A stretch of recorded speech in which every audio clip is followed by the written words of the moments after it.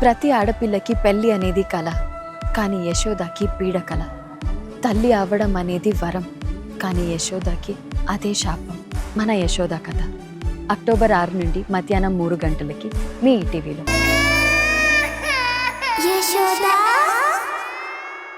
ఇవే ఇవే జీవన తరంగాలు, ఇవే ఇవే జీవన తరంగాలు, జీవన తరంగాలు.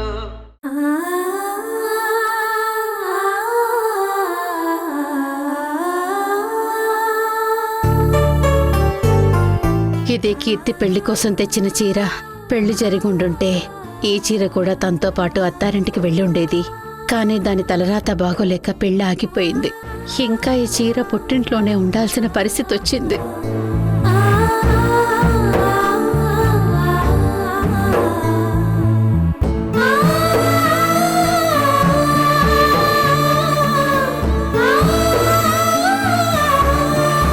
ఏంటమ్మా తెల్లవారితే పండుగ పెట్టుకుని అంత నెమ్మదిగా ఎలా ఉన్నావు? రేపు పూజకు కావాల్సిన సరుకులన్నీ తీసుకొచ్చాను. అన్నీ కరెక్ట్గా వచ్చాయో లేదో చూడొకసారి.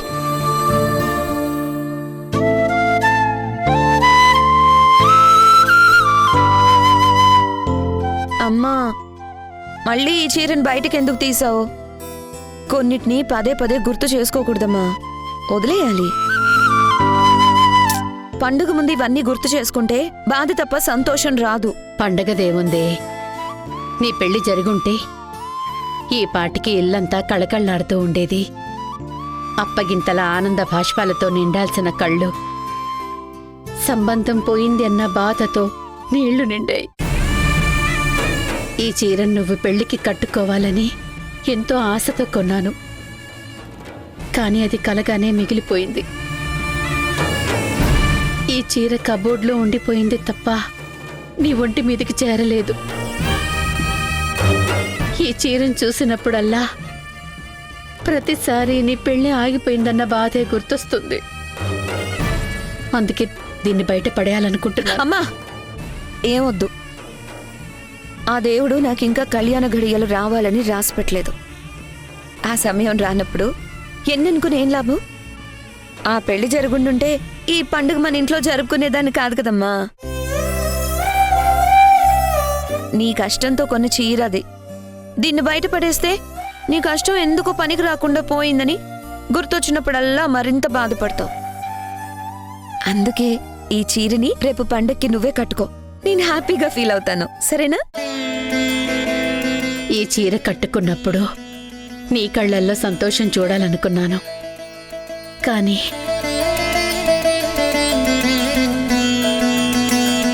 ఏంటే తల్లి కూతుళ్ళు ముచ్చట్లు పెట్టారు. పండగెలా చేయాలన్న దాని గురించేనా?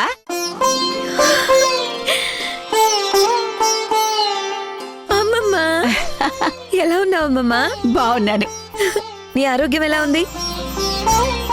ఏంటమ్మమ్మా, ఇన్ని రోజులకి మమ్మల్ని చూడాలనిపించిందా? ప్రశాంతత కోసం బయటికెళ్ళాను కదా.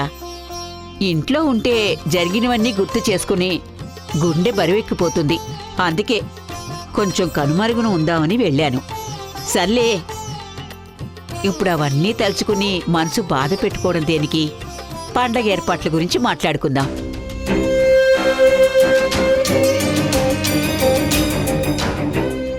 ఏంటి ధరణి మౌనంగా ఉన్నావు? అమ్మ ఇంటికి ఎందుకొచ్చిందా అని బాధలో మాటలు రావడం లేదా? లేదంటే అమ్మ తిరిగొచ్చిందన్న సంతోషంలో మాటలు రావడం లేదా? నన్ను క్షమించమ్మా.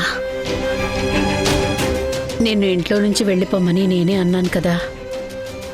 పశ్చాత్తాపంతో మాటలు రావడం లేదు తప్ప నువ్వు తిరిగి ఎందుకొచ్చావన్న బాధలో నేను లేనమ్మా. చిన్నప్పటి నుంచి మా బాధ్యతల్ని మోసి మోసి అలసిపోయిన నిన్ను మనశ్శాంతిగా ఉండేలా చూడాల్సిన నేను నా ఇంట్లో వచ్చే సమస్యలతో నీకు కంటి నిండా కునుకు లేకుండా చేశాను.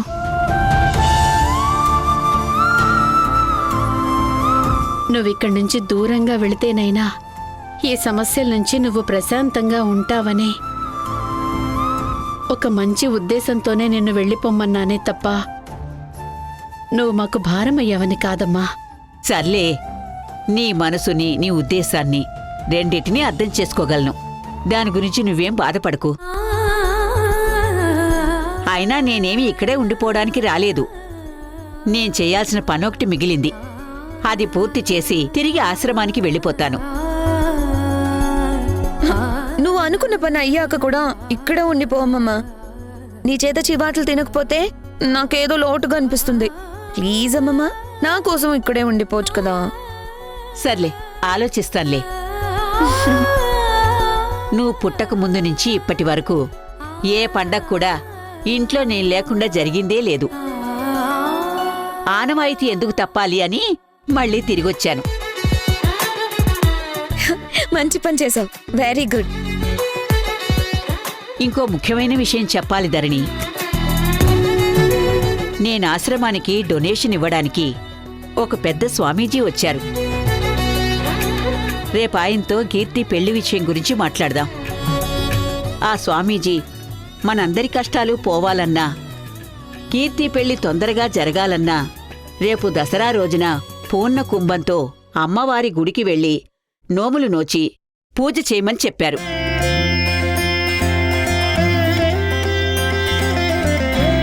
ఇంటికొస్తే ఎలాగో ఆ పూజలు కూడా దగ్గరుండి జరిపించిందాన్నవుతానని వచ్చాను. మంచి మాట చెప్పావమ్మా. కీర్తి పెళ్లి ఆగిపోయింది. ఏం చెయ్యాలో, పెళ్లి సమస్యకు పరిష్కారం ఎలా కనుక్కోవాలో తెలియక తర్జన భర్జన పడుతున్నాను. ఇలాంటి టైంలో అమ్మవారి పూజ గురించి చెప్పి నా మనసు కొంచెం కుదుటపడేలా చేశావు.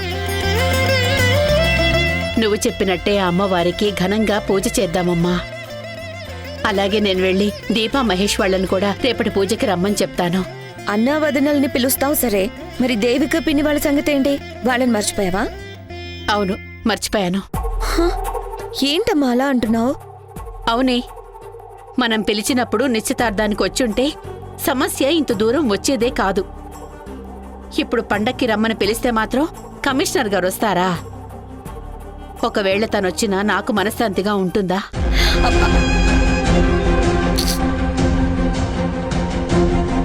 ధరణికి దేవికి మీద ఇంకా కోపం తగ్గలేదు. అయినా పండగ పూట కూడా ఇలా పంతాలు పట్టింపులకి పోతారా? దేవికకి మనం తప్ప అయిన వాళ్ళెవరున్నారు? సొంతక్కే ఇలా కటువుగా మాట్లాడితే ఎలా కీర్తి? పిన్ని విషయంలో అమ్మ తీరు ఏం మారలేదమ్మమ్మా. కానీ పిన్ని గుడిలో కలిసినప్పుడు నా పెళ్ళి ఆగిన దాని గురించి చాలా చాలా బాధపడింది. రక్త సంబంధం కాబట్టి మన బాధని తన బాధగా ఫీల్ అయింది. అదే పరాయి వాళ్ళైతే అంతలా బాధపడతారా? సర్లే, అమ్మ ఉన్న కోపంలో ఇవేవి ఆలోచించలేదు. నేనే వెళ్ళి పండుగకి మన ఇంటికి రమ్మని పిన్ని వాళ్ళని పిలిచేస్తాను. కనీసం పండుగ రోజైనా తనకి తన వాళ్లతో గడిపానన్న స్వీట్ మెమరీ తనుకుంటుంది కదా. చీకటి పడిందమ్మా. ఈ టైంలో నువ్వు వెళ్ళడం మంచిది కాదు. నేను వెళ్ళి పిలుచుకొస్తాను. ఆటో బుక్ చేయి. సరే అయితే లోపలికి వెళ్దాం పద.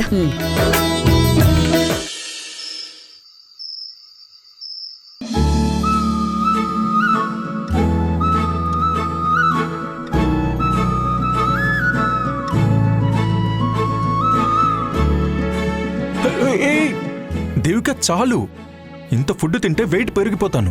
పర్వాలేదు, 1 అవర్ ఎక్కువసేపు ఎక్సర్సైజ్ చేస్తే సరిపోతుంది. మళ్ళీ స్లిమ్ అయిపోవచ్చు. సరే మేడం, మీరు చెప్పాక కాదంటానా? సరే రా, నువ్వు కూడా వచ్చి కూర్చో, కలిసి భోంచేద్దాం. ముందు మీ దయ్యాకి నేను చేస్తాను. మాస్టారు, ఎలా ఉన్నారు మాస్టారు? బాగున్నానమ్మా, మీరెలా ఉన్నారు? బాగున్నా మాస్టర్ గారు. రమ్య, ఎలా ఉన్నావు నువ్వు? బాగున్నానా ఆంటీ? మాస్టరు, భోంచెదురు కానీ రండి. రమ్య రా. లేదు బాబు, ఒక ముఖ్యమైన పని మీద వచ్చాను, మీరు కానివ్వండి.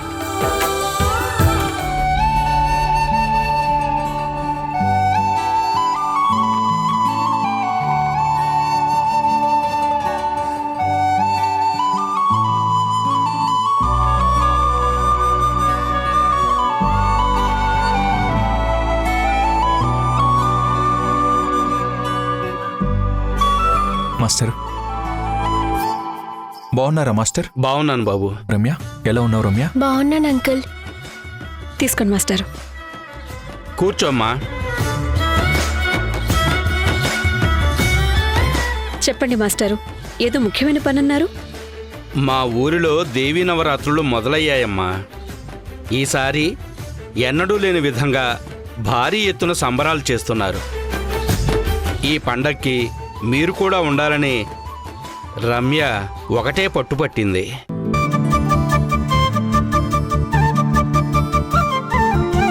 అందుకని తన సంతోషం కోసం మిమ్మల్ని ఊరికి తీసుకెళ్దామని వచ్చాను. రాలేనని మాత్రం చెప్పకండి ప్లీజ్. అది కాదు రమ్య. అమ్మా, రమ్య అన్నట్టు కుదరదని మాత్రం చెప్పకండి అమ్మా. మాకు మీరు తప్ప సొంత వాళ్ళు ఎవరున్నారు చెప్పు. అర్జెంటుగా మీరు రెడీ అయి బయలుదేరండి, వెళ్ళిపోదాం. కోర్స్ మీరన్నది నిజమే అనుకోండి, కానీ దేవికకి జాబ్కి సంబంధించిన ఇంపార్టెంట్ మీటింగ్స్ ఉంటాయి కదా, అర్జెంటుగా రావాలంటే తనకి కొంచెం కష్టమవుతుంది. ఏమంటావు దేవిక? అవును మాస్టర్, ఇప్పటికిప్పుడే రావటం అంటే కష్టమవుతుంది. కనీసం 1 డే ముందైనా లీవ్కి అప్లై చేసుకుంటే తప్ప ఇలాంటి ప్రోగ్రాంలకి వెళ్ళటం కుదరదు. అలా అనకండా ఆంటీ, నా కోసం రండి. ఊరు చాలా అందంగా ఉంటుంది. గుడి దగ్గర మీకు నాయుడు బాబాయ్ గాజుల కొట్టుంటుంది. అందులో చాలా మంచి మంచి గాజులుంటాయి. అవి మీకు వేయిస్తాను. మా ఊర్లో ఇంకా బోల్డ్ అని స్పెషాలిటీస్ ఉన్నాయి. అవన్నీ మీకు దగ్గరుండి చూపిస్తాను.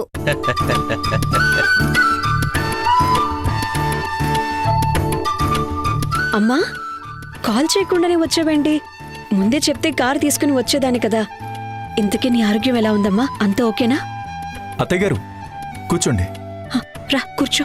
కూర్చోండి.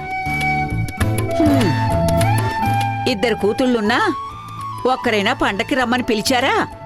లేదు, నా మానాన్న నన్ను వృద్ధాశ్రమంలోనే వదిలేశారు. అమ్మా, నిన్ను మర్చిపోయావని కాదు, నువ్వు ప్రశాంతంగా ఉండాలని వెళ్ళావు కదా అని సైలెంట్గా ఉన్నావు. లేదంటే నిన్ను కలిసినప్పుడు ఇంటికి రమ్మని నేనే పిలిచాను కదా. సరే, కన్నపేగు కదా, అక్కడ ఉండలేక మీ అందరితో కలిసి పండగ చేసుకోవాలని వచ్చాను. అయితే మా ఊరు రండి, పండగ అందరం అక్కడే చేసుకుందాం. మీరు వస్తేనే మాకు అసలైన దసరా పండగ. రాలేదంటే నేను అన్నం కూడా తినను. రమ్య, మా అమ్మ నా కోసం వచ్చారు. పెద్దవాళ్ళను డిసప్పాయింట్ చేస్తే హర్ట్ అవుతారు. మనం వాళ్ళను వీలైనంత వరకు సంతోష పెట్టాలే కానీ బాధ పెట్టకూడదు. Try to understand Ramya. Me aunty చెప్పినట్టు విన్ రమ్య. నెక్స్ట్ ఫెస్టివల్కి తప్పకుండా మేము మీ ఊరికి వస్తాం. మీ అమ్మగారు తన ఇద్దరు కూతుర్లతో కలిసి పండగ చేసుకోవాలని వచ్చింది. పండగంటేనే కుటుంబ సభ్యులందరితో కలిసి చేసుకోవడం, అదే అసలైన పండగ. రమ్య, కళ్యాణ్ అన్నట్టు దీపావళి పండగ అందరితో కలిసి చేసుకుందాం, సరేనా? ఆంటీ వాళ్ళు ఊరికి రావడం ఇబ్బంది కాబట్టి నేను ఇక్కడే ఉండి అందరితో కలిసి పండగ సెలబ్రేట్ చేసుకుంటాను. ఓకేనా తాతయ్య? రమ్య కరెక్ట్గా చెప్పింది. తనని ఇక్కడే ఉండనివ్వండి మాస్టారు. అలాగైనా తను మమ్మల్ని మిస్ అవ్వకుండా ఉంటుంది. అవును మాస్టరు, మేము అక్కడికి వస్తే ఇద్దరమే. అదే రమ్య ఇక్కడే ఉంటే మా ఫ్యామిలీ, మా అన్నయ్య గారి ఫ్యామిలీ మొత్తం కలిసిపోతుంది. ప్లీజ్ కాదనకండి. నా వల్ల అక్క వాళ్ళ కుటుంబం నాకు దూరం అవుతూ వస్తుంది. ఈ పండుగ సందర్భంగా అయినా నేను మళ్ళీ వాళ్లకు దగ్గర అయ్యే ప్రయత్నం చేస్తాను. ప్లీజ్ మాస్టారు, నెక్స్ట్ పండగకి తప్పకుండా మీ ఊరొస్తాం. రమ్య కూడా ఎలాగూ ఇక్కడే ఉండాలని ఆశపడుతుంది. నాకు కావాల్సింది కూడా మీ రెండు కుటుంబాలు కలిసిపోవడమే. ఎప్పుడూ నేను అదే కోరుకుంటూ ఉంటాను. ఎలాగూ నాకు కావాల్సింది రమ్య సంతోషంగా ఉండటమే కదమ్మా. అలాగే ఉండనివ్వండి. నేను వెళ్ళొస్తాను. మీరు ఉండండి మాస్టారు. లేదమ్మా, కోలాటం ఆడేవాళ్ళ బాధ్యత నేనే చూసుకోవాలి. ఎలాగూ తర్వాత పండక్కి మీరు వస్తారుగా. సరేనమ్మా, నేను బయలుదేరుతాను. ఉంటాను బాబు. సరే మాస్టర్. ఉంటానమ్మా. బాయ్ తాతయ్య. బాయ్ అమ్మా. ఆంటీ, తాతయ్యని కన్విన్స్ చేసినందుకు థ్యాంక్స్ ఆంటీ. It's okay. వెళ్ళి ఫ్రెష్ అప్ అవ్వు, భోంచేద్దు గాని. వెళ్ళు. అమ్మా, నువ్వు వచ్చినట్టు అక్క వాళ్ళకి తెలుసా? డైరెక్ట్గా ధరణి వాళ్ళ ఇంటికెళ్ళే ఇక్కడికొస్తున్నాను. రేపు ధరణి పూర్ణ కుంభంతో గుడిలో పూజ చేయించాలి అనుకుంటుంది. ఆ పూజకి మీ ఇద్దరిని కూడా తీసుకెళ్దామని వచ్చాను. మరి అక్క ఒప్పుకుందా?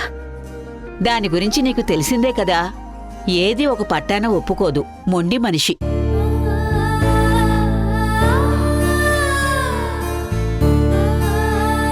అక్కకి నా మీద ఇంకా కోపం తగ్గలేదన్నమాట. పండగ రోజు అక్క వాళ్ళందరితో కలిసి పండగ చేసుకోవాలని ఎప్పటినుంచో ఎన్నో కలలు కన్నాను నేను. కానీ అవి ఇప్పట్లో నెరవేరుతాయన్న నమ్మకం లేదు. నువ్వెందుకే నిరాశపడుతున్నావు? అల్లుడు గారు నువ్వు కలిసి డైరెక్ట్గా గుడికొచ్చేయండి. అక్కడ జరగాల్సింది జరుగుతుంది. నేనుంటాను కదా. రేపు పూజకి ఏర్పాట్లు చెయ్యాలి. బాబు, ఇద్దరు కలిసి త్వరగా వచ్చేయండి. వెళ్ళొస్తానమ్మా.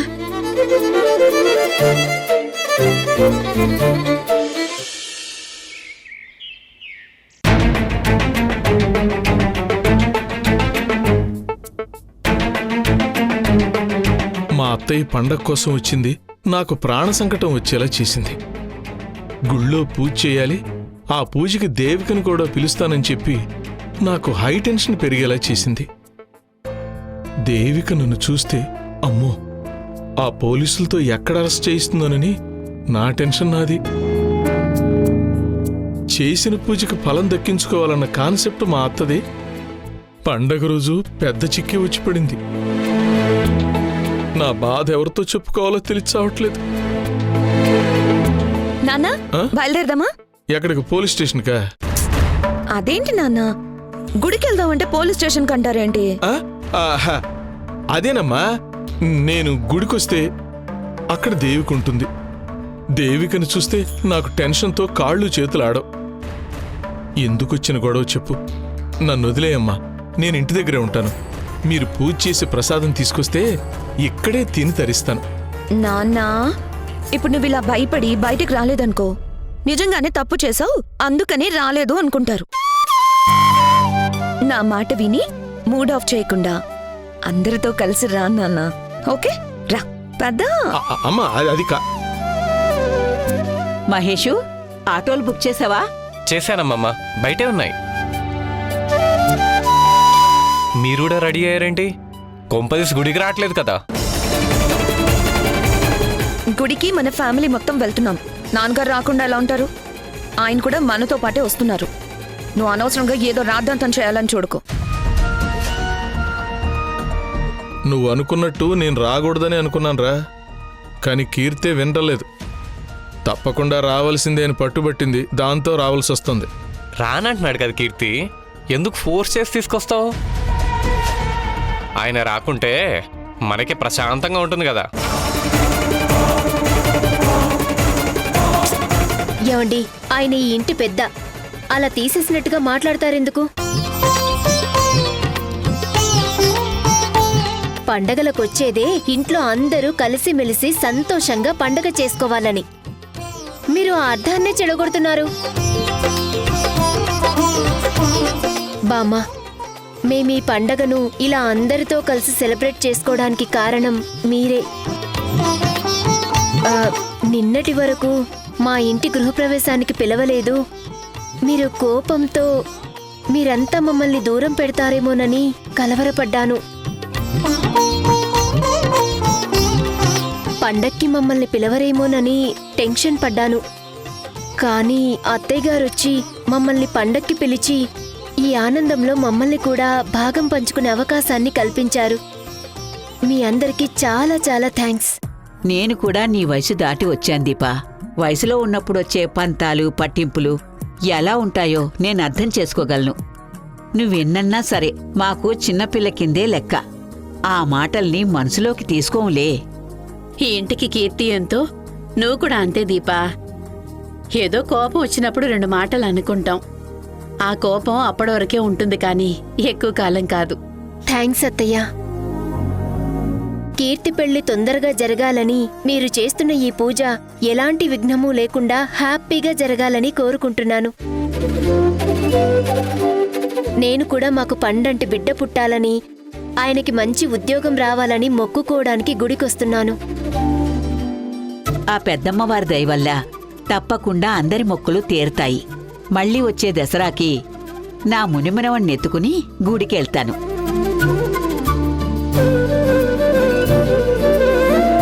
ఇదిగో నాన్న, ఇంకిక్కడే నిలబడ్డావేంటి?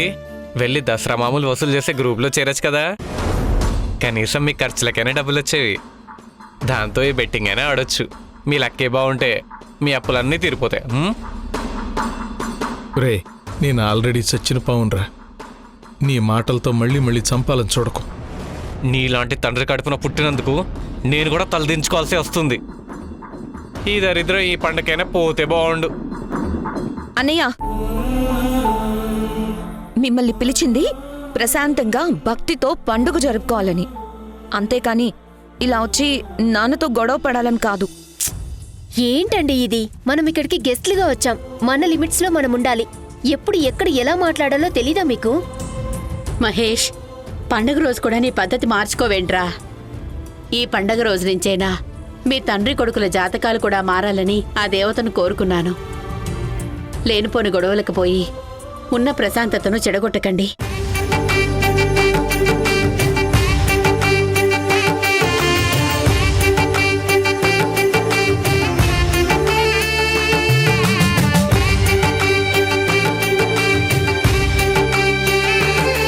పదండి వెళ్దాం. రా నాన్న. అమ్మా, పెద్దమ్మ తల్లి, దుర్మార్గులు ఈ నగలు దొంగలు ఎత్తుకెళ్తున్నారు.